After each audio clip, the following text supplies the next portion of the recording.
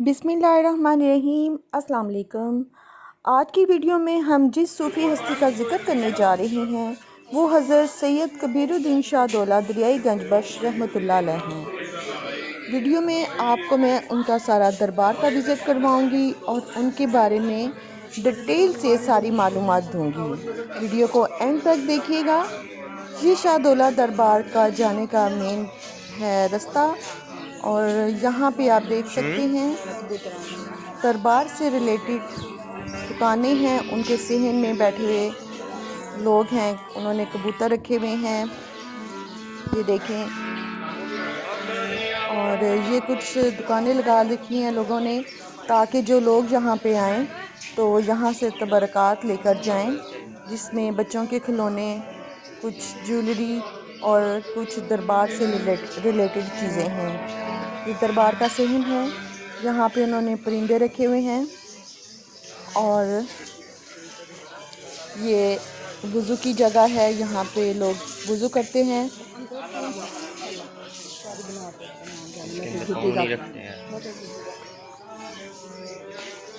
और ये main entrance है, दरबार का सहन है। यहाँ पे ये देखें, यहाँ पे हर टाइम लोगों का रश लगा रहता है।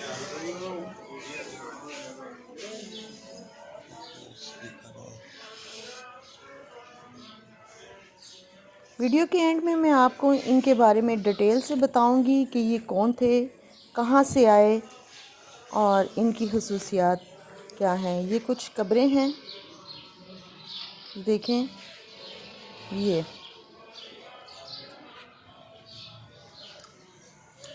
और ये दरबार का गुंबद।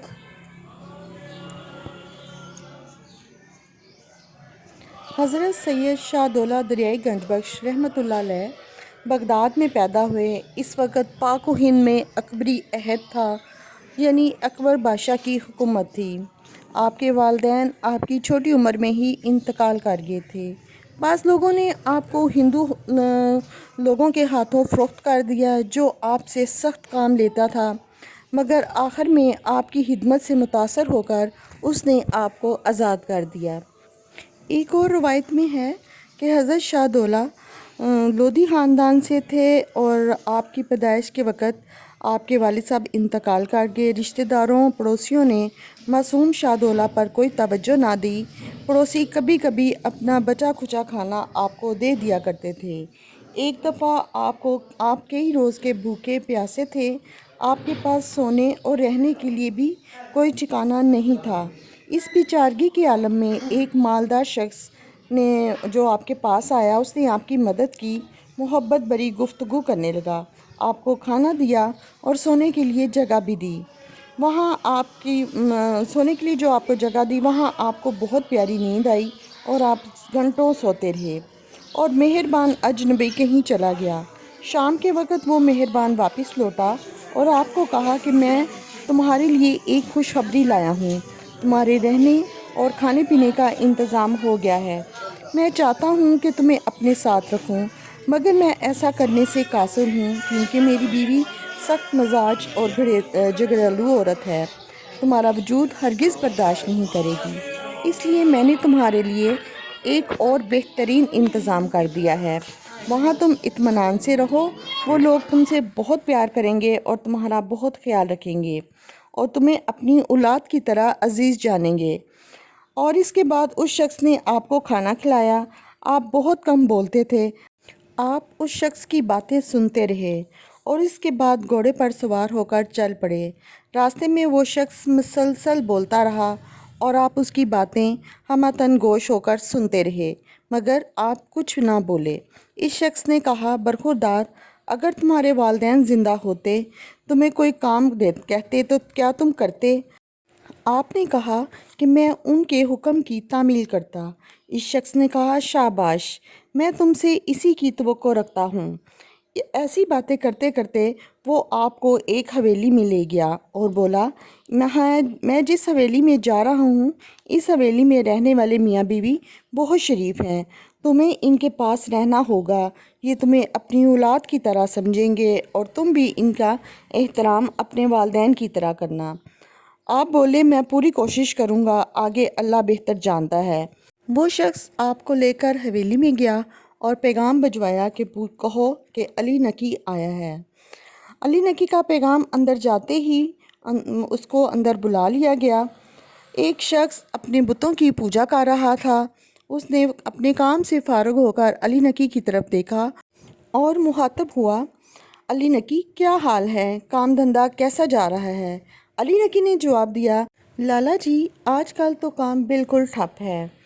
لالا جی نے شاہدولہ کی طرف دیکھا اور اشارہ کر کے پوچھا، کیا یہ وہی یتیم لڑکا ہے جس کا تم نے ذکر کیا تھا؟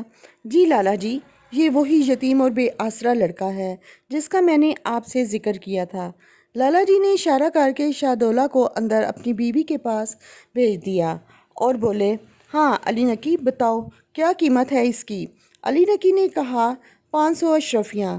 لالا جی کا منہ کھلے کا کھلا رہ گیا۔ 500 اشرفیاں اتنے سے لڑکے کی؟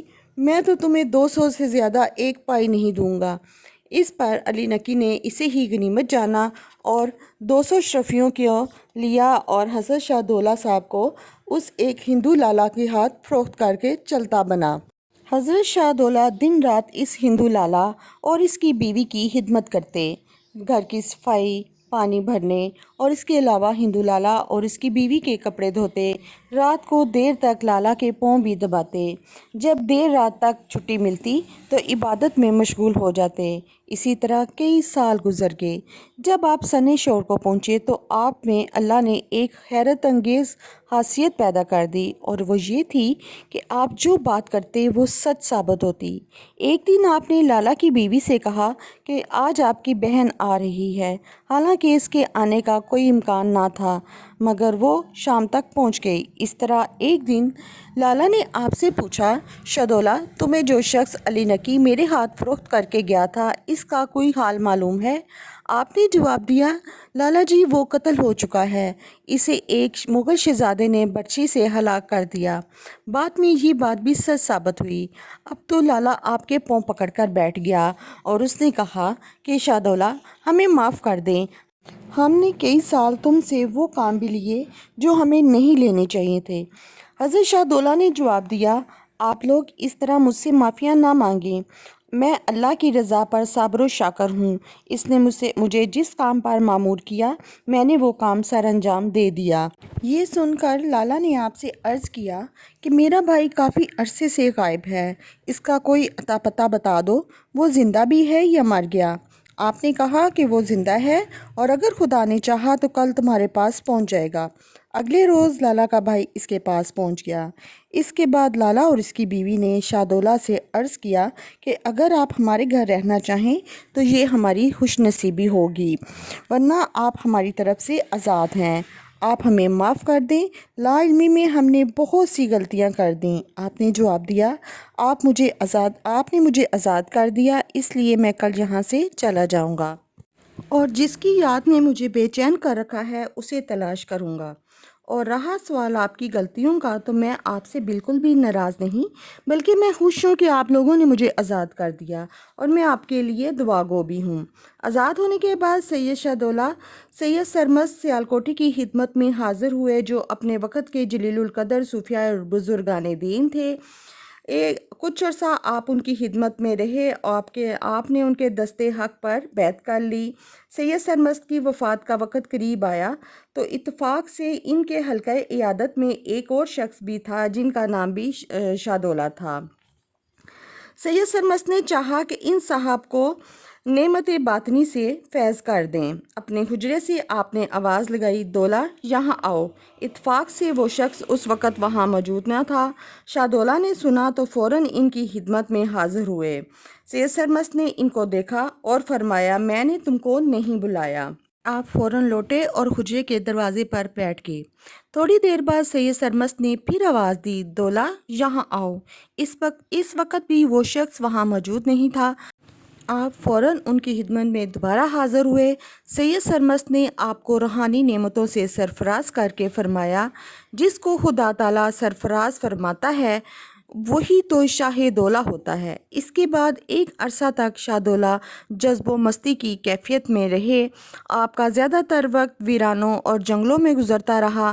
जब जज़ब का गलबा कुछ कम हुआ तो आपने सालकाना ज़िंदगी इख्तियार करके गुजरात को अपना मस्कन बना लिया। यहाँ आपने इबादत के लिए एक हुजरा बनाया और वहाँ पे रहने लगे। आपकी बहुत सी पेशगोइयाँ सच साबित हुईं। अगर यहाँ पे उनका तज़किरा किया जाए तो वीडियो बहुत लंबी हो जाएगी। आपके दरबार पर ख़ास तौर पर बे औलाद जोड़े आते हैं और वो यहाँ आकर औलाद के लिए दुआ मांगते हैं, झाड़ू भी लगाते हैं। ये लोगों का अपना अकीदा है, इसके बारे में मैं कुछ नहीं कह सकती। इसके अलावा यहाँ पे जो आपने देखे होंगे चूहे, शादोला के चूहे जिनको कहते हैं, जिनके सर छोटे होते हैं, वो भी यहाँ पे रहते हैं। उनके बारे में भी बहुत सी अफवाहें हैं। कहा जाता है कि इन चूहों के जब मरने का वक़्त करीब आता है तो वो अपने आप को एक हुजरे में बंद कर लेते हैं और कुछ अरसे के बाद जब उस हुजरे को खोला जाता है तो वहाँ चूहा नहीं होता। लेकिन इसमें कोई हकीकत नहीं, ये सब झूठ बातें हैं। आपने अपने दरबार को अपनी ज़िंदगी में माज़ूर बच्चों का मस्कन बनाया। मुग़ल ताजदार औरंगज़ेब आलमगीर की बीवी बाई के बारे में भी आपने बचपन में ही ये पेशगोई कर दी थी कि ये बच्ची बड़ी होकर हिंदुस्तान के बादशाह की बीवी बनेगी और इसकी औलाद हिंदुस्तान पर हुक्मरानी करेगी। वो बच्ची एक हिंदू की बेटी थी जिनमें रिवाज था कि अपनी बच्चियों को बचपन में ही मार देते थे।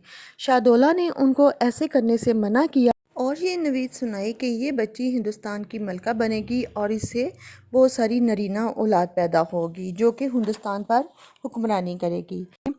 और ये भी आपके बारे में एक ये भी कहा जाता है कि एक औरत की औलाद नहीं होती थी तो उसने आपको कहा कि मेरे लिए औलाद की दुआ करें। तो जब आपने उसके लिए दुआ की, उसके आपने कहा कि अगर तुम्हारे घर को पहला बच्चा हुआ तो उसको तुमने दरबार पर देना है। तो उस औरत के घर जब काफ़ी सालों के बाद बच्चा पैदा हुआ तो उसको आपकी बात याद आई कि आपने कहा था कि ये बच्चा दरबार पे देना है, लेकिन उसका दिल ममता की वजह से इस बात पे राज़ी ना हुआ कि इतने सालों के बाद मेरा बच्चा हुआ है, अगर मैंने इसको दरबार में दे दिया तो ना जाने इसके बाद बच्चा हो या ना हो। लेकिन आप उसकी ख्वाब में आए, सुनने में आया कि इसके बाद आप उसकी ख्वाब में आए तो आपने कहा कि तुमने अपना वादा पूरा नहीं किया, ये बच्चा अक्लो फेम से खाली रहेगा। इसके बाद उस बच्चे का सर छोटा हो गया और वो बिल्कुल ऐसे मतलब चूहे जैसे शाहदौला दरबार के चूहे होते हैं उस तरह की उसने शक्ल इख्तियार कर ली। तो वो औरत आपकी खिदमत में आई, उसने वो बच्चा आपको दिया। उसने कहा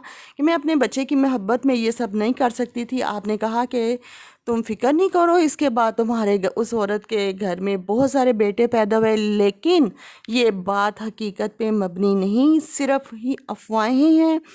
तो इसके अलावा और भी बहुत सारी अफवाहें, लेकिन जो इनकी ज़िंदगी थी वो मैंने आपको बता दी। शाहदौला ने अपनी ज़िंदगी में बहुत सारी मसाजिद बनाई, बहुत सारे लंगर खाने बनवाए और गरीबों मस्कीनों की बहुत मदद किया करते थे।